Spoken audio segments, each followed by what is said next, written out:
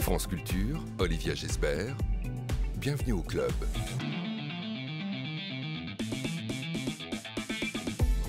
Bonjour à tous et ravi de vous retrouver. Invitée du grand entretien de Bienvenue au club aujourd'hui, la romancière Monica Sabolo pour son roman La vie clandestine qui paraît chez Gallimard. De l'enquête au roman, la littérature revient en force. Écrivaine du souvenir, elle tisse le récit de son enfance avec celui du groupe Action Directe. 12h50, un club de lecture consacré aujourd'hui à Suzanne Sontag et à la contre-culture dans la photographie avec le biographe Benjamin Moser et l'historien d'art Michel Poivert. Un beau livre aussi que Sébastien Thème vous recommandera pour revisiter l'œuvre du grand Pierre Soulages, maître du noir et figure de l'art contemporain, décédé hier à l'âge de 102 ans à Nîmes.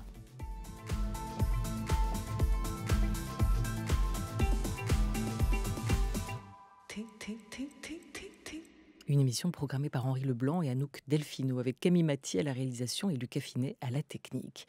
Après tout cela n'a rien à voir, Grand Montana, Summer ou encore Eden, la romancière revient avec La vie clandestine chez Gallimard où elle se rapproche par le souvenir du groupe Action Directe. Un passé très éloigné du sien qui va néanmoins la remettre sur les pas de sa propre histoire. Bonjour Monica Sabolo. Bonjour. Bonjour. Ce livre aurait presque pu s'appeler La vie clandestine, mode d'emploi. Quel était le point de départ de cette enquête? Le désœuvrement, dit votre narratrice. Vous cherchiez un sujet facile et efficace, un sujet qui claque, qui marche bien. Et c'est là que l'histoire du groupe Action Directe s'est imposée à vous, ou vous est, semble-t-il, apparu comme un bon sujet. Pourquoi ? Je crois que je me suis bernée en fait. Je voulais écrire quelque chose de très éloigné de moi et je finis par écrire le livre qui est le plus proche de moi de tous. J'ai écouté des émissions de radio, j'ai écouté Affaires sensibles sur France Inter, qui donc retrace les grandes catastrophes des 50 dernières années. Ça m'apaisait dans mon agitation intérieure. Et effectivement, je ne trouvais pas d'idée de sujet. Mais surtout, j'avais été abandonnée par la flamme de la littérature. Je me sentais, j'avais l'impression d'avoir perdu ma cabane, mon refuge, là où l'écriture. Et donc, j'entends l'épisode consacré à Action Directe et en particulier à l'assassinat de Georges Besse, le patron de Renault, qui a été tué par deux jeunes femmes, Nathalie Ménigon et Joëlle Aubron, en 1986. Elles l'attendent en bas de chez lui, près du cimetière Montparnasse, à Paris, et elles l'abattent de sang-froid. Et ça m'a paru insensé. J'ai voulu comprendre comment elles en étaient arrivées là, qu'est-ce qu'elles cherchaient, sans savoir que la réelle question, c'était qu'est-ce que moi, je cherchais vraiment à travers cette histoire. Oui, d'autant, Monica Sabolo, qu'une grande partie du mystère a été levée par un livre que vous citez, de Jean-Marc Rouillant, 10 ans d'Action Directe, qui a été publié il y a 4 ans aux éditions Ago. Nous l'on découvre, à la fois le sens du mot Action Directe, comment ils se le sont choisis, comment il a été imaginé, avancé par un syndicaliste italien. Et puis ce livre, il raconte tout, ou presque peut-être, du choix de la lutte armée à l'emprisonnement, comment la bande s'est créée, comment la bande, le groupe a vécu aussi. Et l'éditeur présente d'ailleurs le livre, vous le dites bien, comme une pièce indispensable d'un fragment de l'histoire politique française et européenne. Vous n'avez pas, vous, trouvé toutes les réponses à ce mystère dans ce livre-là? Je trouve qu'il ne répond pas du tout aux questions que moi je me pose. C'est-à-dire que, bien entendu, c'est un livre qui est écrit du point de vue politique. Et moi, ce qui m'intéressait, c'était l'intimité des êtres. Et il y a quelque chose de froid, comme les jeunes femmes qui tuent Georges Besse sont nommées les camarades. Et Georges Besse, c'est la brute, c'est le capitaliste. Et l'effacement du singulier, le fait qu'il n'y ait pas d'être humain, c'est-à-dire quelqu'un tient une arme et quelqu'un meurt, cette chose-là qui n'est pas incarnée, qui est... Vous voyez, la dilution du singulier dans le collectif également, ça c'est des choses qui m'ont heurtée très profondément. Et je me demandais également comment, même si effectivement c'est expliqué, mais c'est expliqué, comment dire, avec une sorte de distance, une distance très rationnelle. Et de prétendre qu'il n'y a pas du passionnel, de l'émotion, du doute, qu'il n'y a aucun regret, parce que 40 ans après, aucun des membres d'Action Directe n'avait émis, en tout cas publiquement, le moindre remords, n'avait jamais évoqué l'idée du pardon. ce genre de choses, ça me heurtait pour des raisons très personnelles, mais même de façon générale. Je me demandais comment on vivait avec ça. Comment on vit comment on vit avec le fait d'avoir tué un homme. Ouais, c'est toute l'histoire effectivement d'Action directe par l'un de ses protagonistes, certains diraient un témoignage de premier plan. Action directe, pour le coup, on peut appliquer ces deux mots à ce témoignage, mais il vous a semblé, à la lecture de tout cela, qu'il manquait peut-être la place de la littérature. Ça, Et c'est la vrai. littérature, est-ce que c'est cette action indirecte qui permet de réhumaniser des situations, en tout cas de poser des questions, non plus à travers une grille idéologique, mais à travers un prisme humain? Oui, c'est vrai. Et à la fois, je dirais que l'écriture est également, et la littérature est une action directe. C'est en particulier pour ce livre-là, c'est-à-dire que ce livre m'a complètement hantée. Il a pris possession de moi, c'est-à-dire que j'ai commencé à parler de mes souvenirs d'enfance, à évoquer, ma mémoire s'est réveillée, des choses auxquelles je n'avais jamais pensé, et en particulier ma boîte noire, le lieu du traumatisme, le lieu de la blessure, le lieu de la honte. C'est comme si le couvercle de cette boîte avait glissé, s'était ouvert. Et par l'écriture, j'ai fait réémerger, oui, mon passé et ce que je me cachais peut-être à moi-même, mon propre secret. Vous avez identifié à quel moment de l'enquête vous basculez au roman? Qu'est-ce qui, dans cette histoire, vous permet de basculer de l'un à l'autre? Je crois que c'est le moment où j'ai réalisé que ma mère, en 1970, au moment où elle tombe enceinte de moi, était à Milan, en Italie, et que c'était le début des années de plomb. C'est le moment de l'apparition des Brigades Rouges. Qui vont réaliser leur premier enlèvement au début des années 70. Et elle ne m'en a jamais parlé. C'est comme si elle vivait dans un autre monde. Et comme il y avait tout ce secret autour de ma naissance, ces choses dont on ne parlait pas, puisqu'elle est tombée enceinte d'un homme marié, et que j'étais l'enfant de la honte, que mes grands-parents ne voulaient même pas me voir, et qu'ensuite on m'a changé de vie à 3 ans, puisque j'ai déménagé en Suisse avec ma mère, et qu'elle m'a présenté un homme en me disant cet homme est ton père, et il est devenu mon père adoptif. Et j'ai cessé de parler l'italien pour parler le français, etc. Donc c'est comme si j'avais une légende, comme un agent secret, sauf que j'étais la seule à ne pas être au courant de ma légende, et le monde extérieur la connaissait. Donc c'était... Voilà, c'est ma vie clandestine. En réalité, la mienne a commencé à ce moment-là. Et c'est ce souvenir-là, c'est vraiment l'origine des choses qui a fait basculer le texte dans la littérature et dans des associations d'idées que je n'aurais pas fait dans la vie réelle, que j'ai fait à travers la littérature, comme dans un monde éveillé, dans un rêve éveillé, pardon. Voilà, ces deux vies clandestines qui se télescopent, parce que votre narratrice le raconte aussi. Les membres d'Action directe vivent dans un lieu parallèle, où ils s'inventent une autre réalité. Un lieu clandestin qui vous évoque celui de la littérature. Alors Action directe, ce sujet que vous pensez tenir au début, c'est-à-dire maîtriser, va vous entraîner là où vous n'aviez pas du tout envie d'aller et vous faire entrer dans une zone dangereuse de votre mémoire. Quand est-ce que vous avez décidé de céder ou d'accepter de lâcher prise face à ce passé que cette enquête a fait ressurgir? C'est intéressant parce qu'on imagine toujours l'écrivain comme étant un être tout-puissant qui décide de tout, de ses sujets, à commencer par cela, de ses personnages. Et là, on comprend bien dans votre démarche que vous racontez au fil de cette histoire qu'à un moment, il vous a fallu lâcher prise. Je crois que j'ai lâché prise tout de suite parce que... il y avait quelque chose comme une force mystérieuse qui me poussait à chercher la vérité et à aller vers un éclat, quelque chose qui brillait au loin, que je ne me formulais pas, donc j'étais inconsciente. Mais je cite Michel Tournier qui dit « Ce qui n'existe pas insiste pour exister ». Et je crois qu'en moi, quelque chose insiste depuis finalement mon premier livre. Et à petits pas, après petits pas, je m'en approche. C'est comme des cailloux qui deviennent des pierres plus grosses. Et là, c'était une pierre comme si elle avait été polie par un torrent pendant des années, peut-être toute une vie. Et il fallait que je la dépose. Cette histoire intérieure, hein, parce que cette citation de Michel Tournier que vous citez dans le livre, elle est intéressante dans les préfixes. Ce qui n'existe pas insiste. Hein, cette idée-là de ce qui est à l'extérieur existe, mais ce qui est à l'intérieur de nous n'existe pas. Et c'est cette part-là que vous avez cherché à révéler. Ouais. Je crois qu'en chacun de nous, il y a quelque chose qui insiste. Et effectivement, qui n'existe pas parce qu'il n'est pas formulé. Là, c'était l'inceste de mon père que je connaissais, que je pouvais énoncer et à moi-même, hein, parce qu'il m'en était impossible de l'évoquer à l'extérieur, parce que trop empreint de honte, de confusion aussi. Et il me semble que chacun de nous a des endroits avec une boîte de cet ordre, quelque chose qui pousse, qui de temps en temps surgit à notre conscience, peut-être dans des moments d'émotion très fortes, ou peut-être par un souvenir, une lumière, un parfum, une voix, quelque chose. C'est vraiment le mystère également de la mémoire et de la mémoire émotionnelle en particulier. Mais je reviens à cette question de qu'est-ce qui fait roman.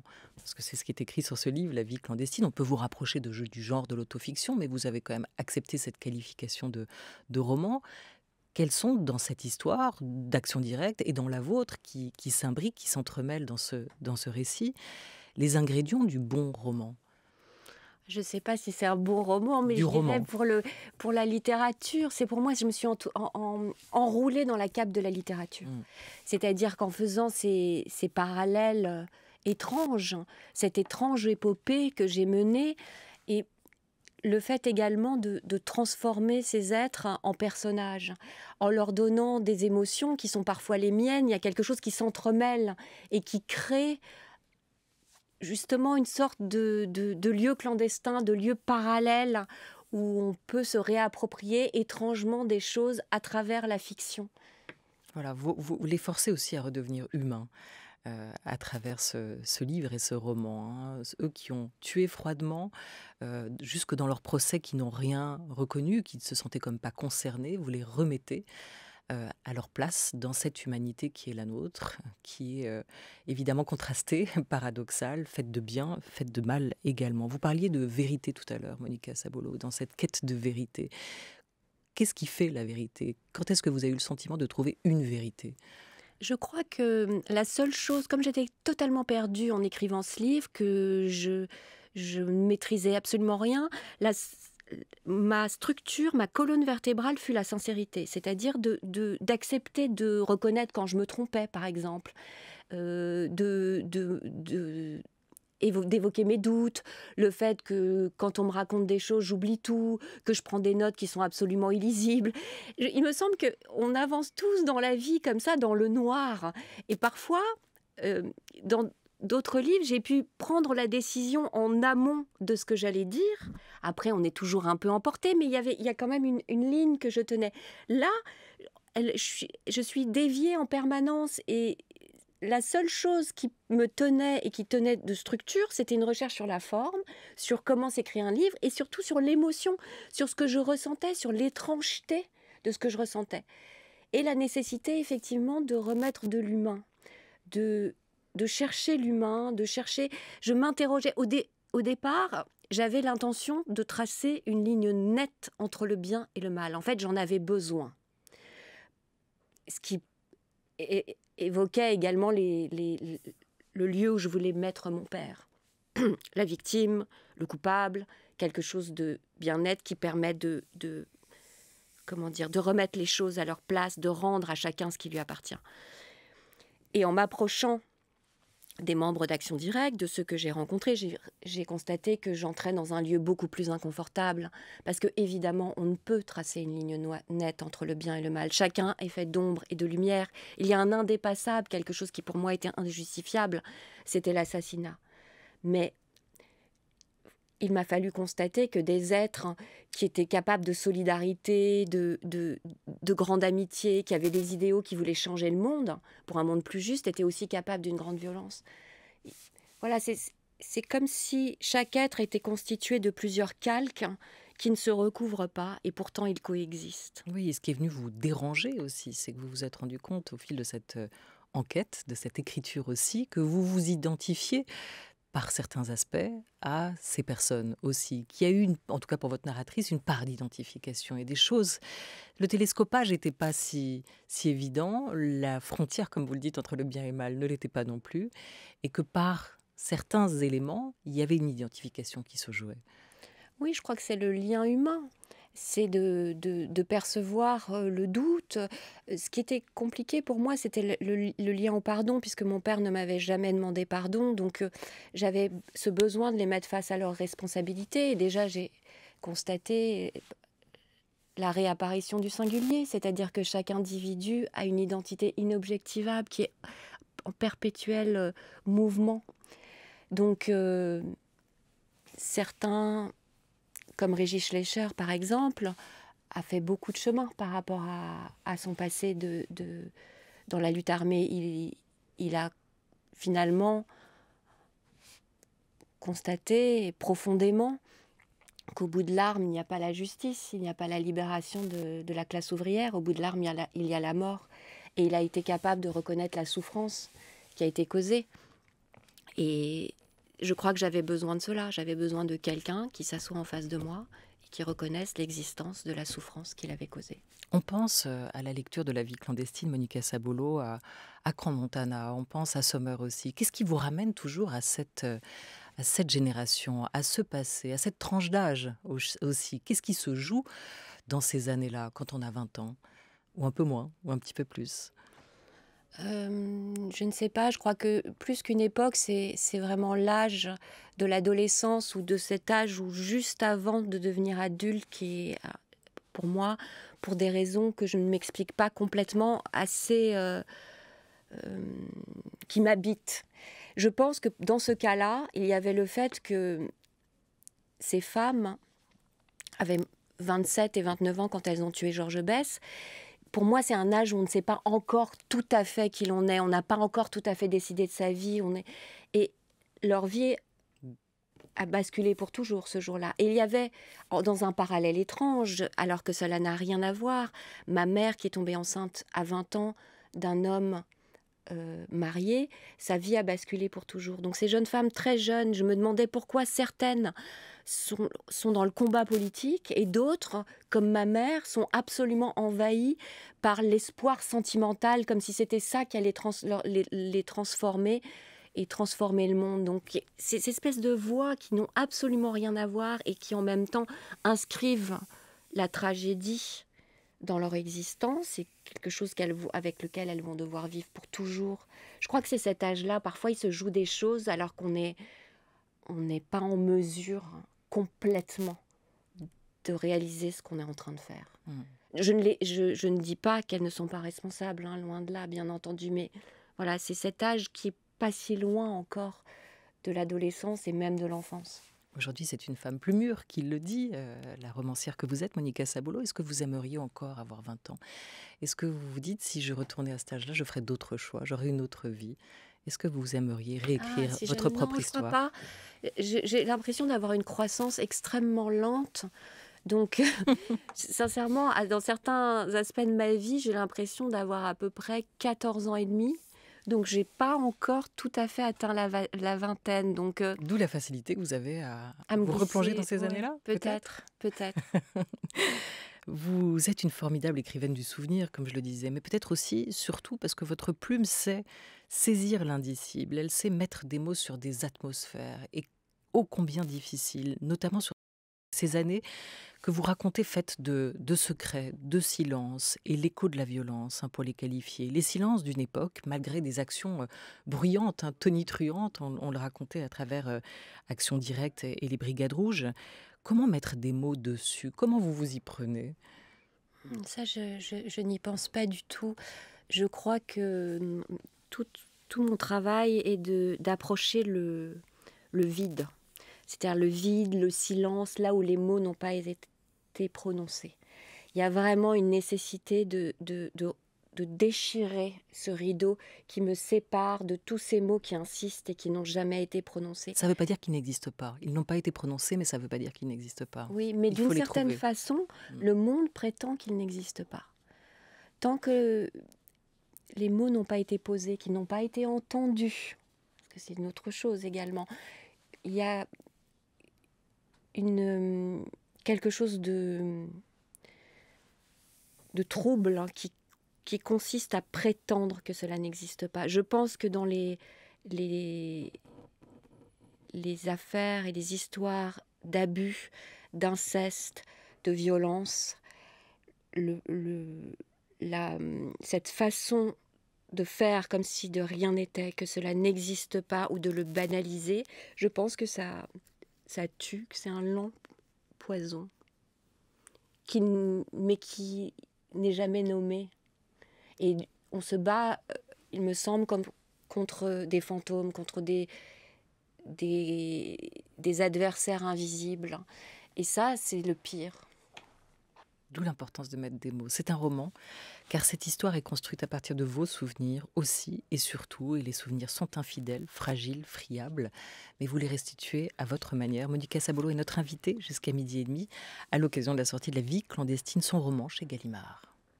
Je traverse une ville, la nuit est facile, je connais ses heures depuis longtemps.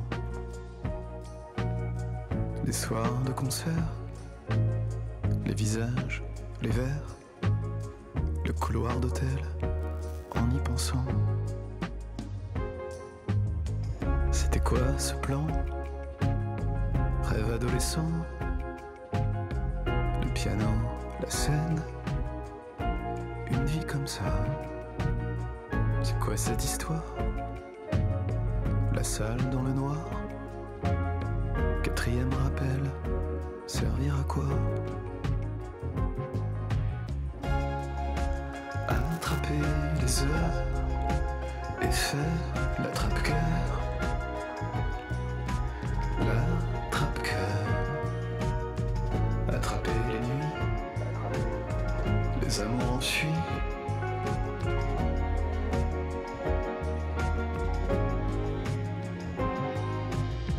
Les lèvres embrassées, les cages d'escalier. Je m'occupe de tout, ne t'inquiète pas. Le soir qui descend, ce genre de frôlement. La pelouse en juin, ça, c'est pour moi. J'aime te faire sourire, pourtant, à choisir.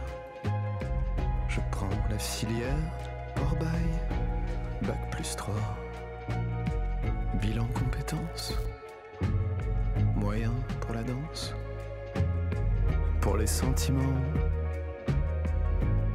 ça ira. Attraper les heures et faire l'attrape-cœur. L'attrape-cœur. Attraper les nuits, les amours en fuient.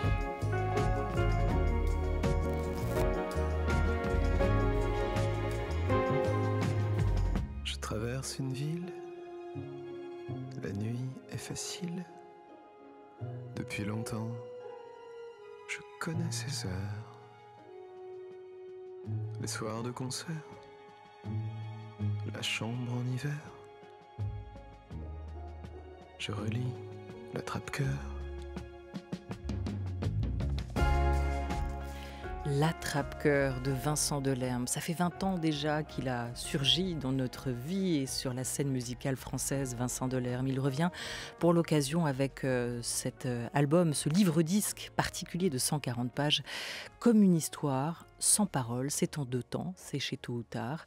Ça sort demain, le 28 octobre, et il sera, Vincent Delerme, en tournée le 3 novembre à Lille, le 22 à Toulouse, le 23 à Bordeaux, le 24 à Metz, le 1er décembre à Rennes, jusqu'à le 13, ce sera à Paris, aux Folies Bergères, avec donc ce livre-disque que vous pouvez trouver dans les bacs. Il y a aussi des archives, des photos, des manuscrits de lui et bien sûr des musiques avec ou sans parole.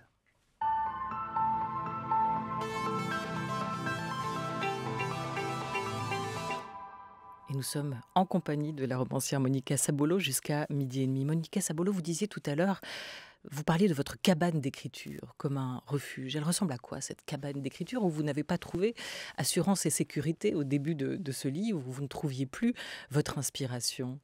Ma cabane d'écriture, c'est mon lit.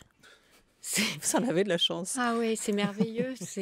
Alors mon lit sur lequel sont étalés tous mes livres fétiches, dans lesquels je me plonge, qui me donnent envie d'écrire.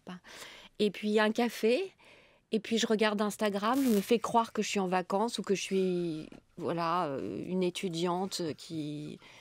Je me raconte des histoires. C'est quoi un livre fétiche? Parce qu'il y a des monuments de la littérature qui peuvent plutôt dissuader d'écrire, faire Alors peur à justement, l'idée de prendre plume. je les évite. Ah ouais. Ceux-là, ils je sont pas sur les votre tiens lit. à distance. Non, je prends des livres qui me...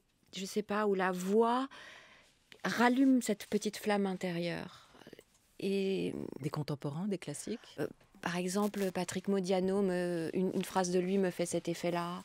La romancière américaine Laura Kaczynski aussi me fait ça. Donc je les ai, là, ils sont tous étalés, donc c'est une sorte de mer de livres, et je me fais croire que je ne vais pas travailler. Donc je me détends, et quand je me suis bien leurrée, paf, je me jette sur mon ordinateur. Oui, parce qu'écrivain, c'est quand même un boulot, non?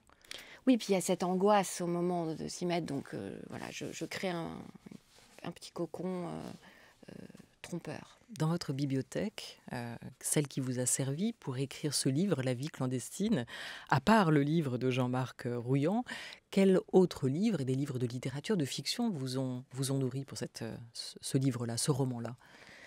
Alors, il y a 2 livres qui sont des livres de policiers qui ont été un déclic dans l'écriture, parce que c'est des policiers qui ont arrêté les membres d'Action Directe pour une première fois en 1980 et qui donc ont travaillé ensemble.